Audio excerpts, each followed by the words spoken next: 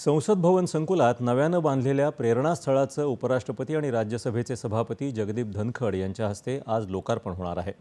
यावेळी राज्यसभेचे उपसभापती हरिवंश नारायण सिंग, संसदीय कामकाज मंत्री किरेन रिजिजू आणि इतर मान्यवर उपस्थित राहणार आहेत। या कार्यक्रमाला राज्यसभा आणि लोकसभेच्या सर्व सदस्यांना आमंत्रित करण्यात आलं आहे। संसद भवन परिसरात वेगवेगळ्या ठिकाणी असलेल्या देशातल्या महान नेत्यांच्या आणि स्वातंत्र्य सैनिकांच्या प्रतिमा आता एकाच ठिकाणी म्हणजे प्रेरणास्थळ इथं स्थापन करण्यात आल्या आहेत। यामुळे संसद भवनाला भेट देणाऱ्या मान्यवरांना आणि अभ्यागतांना त्या एकाच ठिकाणी बघता येतील।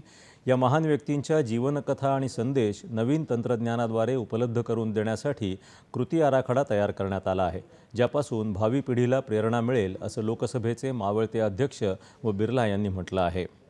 राष्ट्रपिता महात्मा गांधी हो, बाबा साहब अम्बेडकर हो, महाराणा प्रताप हो, चाहे शिवाजी, छत्रपति शिवाजी हो, सभी प्रतिमाओं को हमने एक स्थान पर लाया है ताकि आने वाली पीढ़ी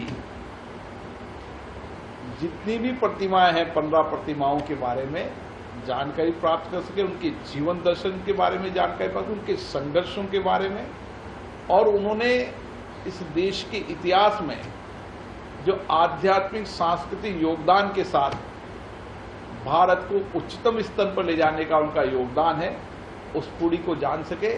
इसीलिए इन सब प्रतिमाओं को सम्मानपूर्ण तरीके से एक स्थान पर लाए। आने वाला समय ये प्रेरणा स्थल सभी संसद देखने वाले आगंतुक अतिथियों और नौजवानों के लिए विशेष स्थान होगा।